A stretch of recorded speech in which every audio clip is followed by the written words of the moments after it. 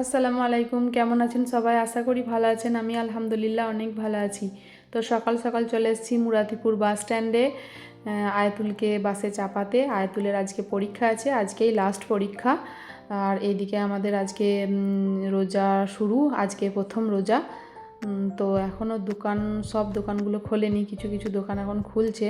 এখন 7:10 বাজে। তো এদিকে স্কুলের গাড়িও চলে এসছে, ও বাসে উঠে গেছে। তো চলুন একটু ফলের দোকান যাই। তো ফলের দোকান চলে এসছে, আমি এখান থেকে অল্প একটু ফল নিয়ে নিলাম। তো আমি এখন বাড়ি চলে এসেছি, চলুন কী কী নিলাম দেখাই। তো এখানে আমি অল্প ফল নিয়েছি, 2টো বেদানা, অল্প একটু কলা, একটু কালো আঙ্গুর, আর নিয়েছি একটু লেবু, একটু আপেল। আর শসাটা ভালো ছিল না তাই অল্পই নিয়েছি, আর একটা তরমুজ নিয়েছি। আর এদিকে আমি সবজিগুলো কেটে নিচ্ছি রান্না করার জন্য। তো এখানে আমি চিকেনটা রান্না করছি, চাপিয়ে দিয়েছি। আর এদিকে অল্প একটু ভাত চাপিয়েছি আয়াতুলের জন্য। আর ইফতারির জন্য এটা নিম আলু করার জন্য এখানে রেখেছি, নিম আলুটা হয়ে গেছে। আর এদিকে আমি কাঁচকলা কেটে নিয়েছি ভাজবো বলে। তো আমার রান্না বান্না কমপ্লিট হয়ে গেছে, আমি আয়াতুলকে আবার নিতে চলে এসেছি। এখন ওই 1টা বাজে। তো আয়াতুলকে নিয়ে আমি একটু যাত্রা দিঘির সাইডে এখানে দাঁড়ালাম।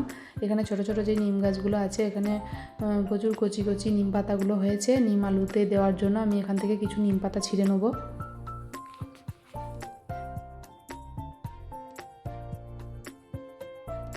তো আমি নিম পাতাগুলো ছিঁড়ে নিয়ে চলে এসেছি। এটা আয়াতুল ছিঁড়েছে, প্রচণ্ড ধুলো ছিল তাই ও বেশি ছিঁড়তে পারেনি। তো এতগুলো নিম পাতা ছিঁড়েছি আমরা।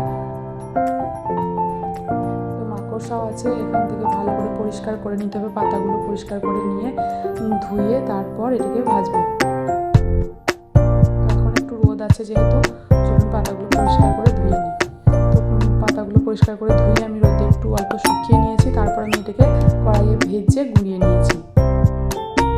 তো এদিকে 5টা মতো বাজে, আমি এদিকে ইফতারির জন্য বেগুনিগুলো ভেজে নিচ্ছি। তাহলে ভিডিওটা এখানেই শেষ করছি। সবাই ভালো থাকবেন, সুস্থ থাকবেন।